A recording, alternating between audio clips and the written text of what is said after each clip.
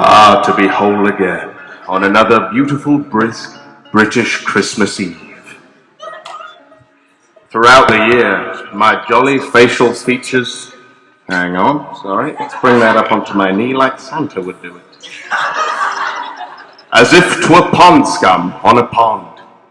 It is only on this day, once a year, that the alignment of our great Weetabixie rock pile, Stonehenge, aligns with the cheeriness of the stars and brings me together. I suppose you're wondering where I keep all the presents, eh?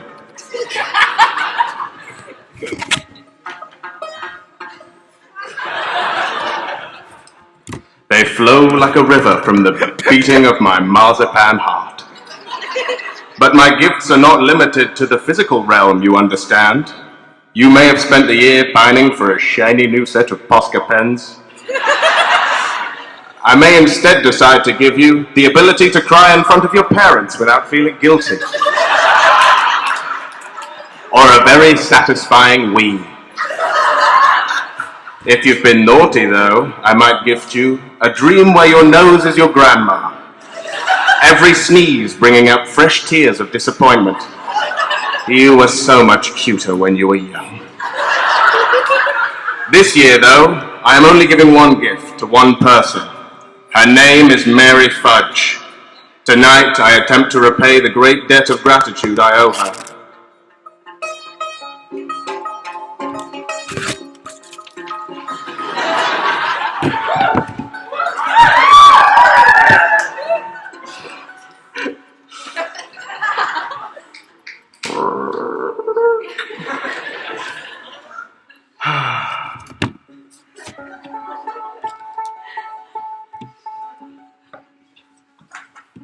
Sorry I'm late. Don't be silly. They're all chuffed to meet you. We've done the crackers already, but we haven't tucked into the sprouts yet. Is everything all right? Yeah, sorry. It's just, it's a really weird time of year for me. Oh, I'm sorry. If you're not up for it, we can go somewhere else. I'm sure they wouldn't mind. We can go somewhere for a minute. No, that's all right. I'll be all right. Let's go inside. I'm excited to meet your family.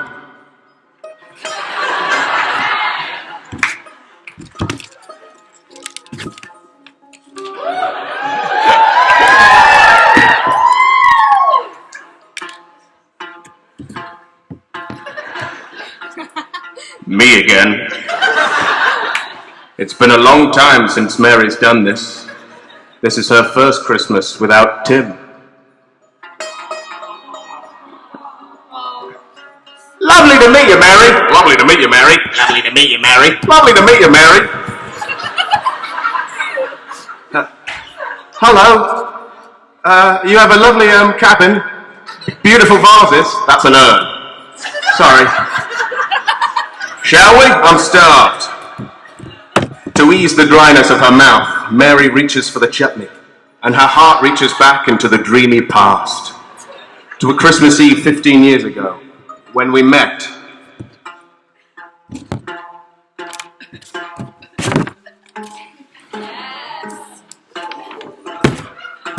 She was sat in the front garden, watching the lights from the cars cast ghostly faces in the gravel. Her parents promised to be back hours ago. They stepped out for piggy pudding that morning and wouldn't be home for another week. They were impulsive people, ditched the gasless car at Tesco Metro and hitchhiked their way to Centre Parks. For Christmas that year, I made sure they always felt slightly itchy for the rest of their lives. It took them all night to get there, though. The roads were clogged like Hoovers sucking unbuilt Lego on Boxing Day. One desperate parent took a risky detour by Stonehenge, by my summoning pit, knocked those sacred Jenga blocks out of alignment. My jolly parts were scattered from M4 to M9, and to Mary's front garden.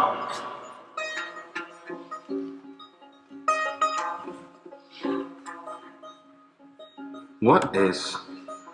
Oh! Where am I? Wiltshire. Mary Fudge, thank goodness. I landed on the porch of a good heart. Listen, forget about your parents. Santa needs your help. She took her mother's road bike from the lean-to and put it into toughest gear. We made it to the henge with seconds to spare. My eyes had landed in Aylesbury, had splashed into a bowl of Cocoa Pops, turning them an urgent shade of Yuletide panic. The bowl had belonged to Tim Fremantle, to Mary's future husband.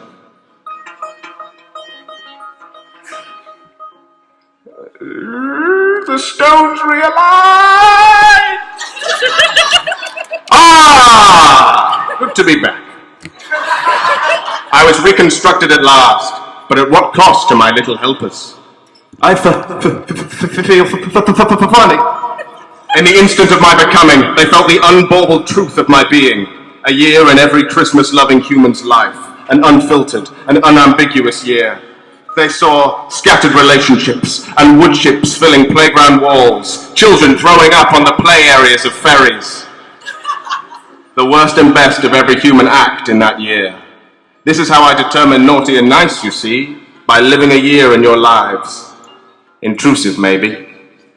I was sure it would destroy the pair, but they kept this great weight nestling under their skin. They saw each other in this fleshy moral mess, saw the overlap and guilt in their lives, and the stars turned to mistletoe for one glorious Christmas kiss.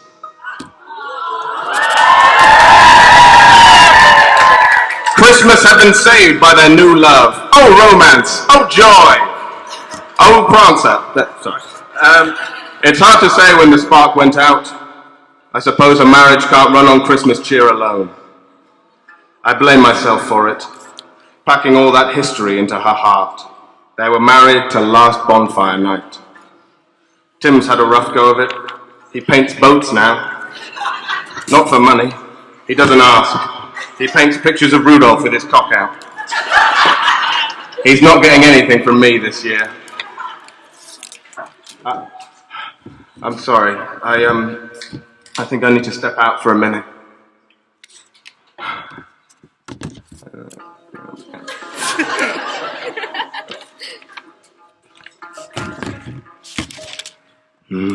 Line. Santa on Christmas Eve. I've got too much baggage. Oh, I saved Christmas, but I couldn't save my marriage.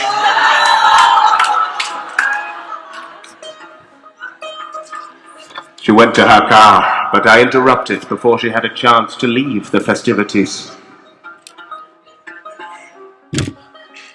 I was a bit late.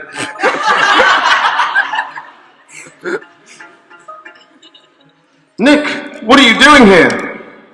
I'm dedicating this eve to you. Here's your present. I give you permission on my authority to open it before morning.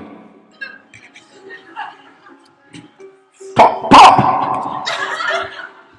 Crack, no, they go crack. Okay, I guess I'll read the joke. What sort of candy deserves to let herself fall in love again? Mary Fudge.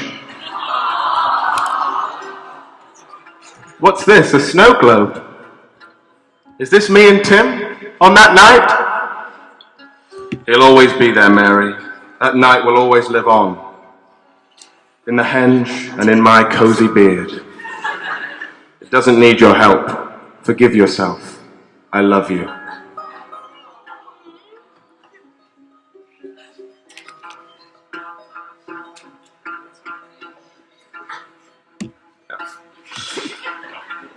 Is everything all right? Are you going? Come here!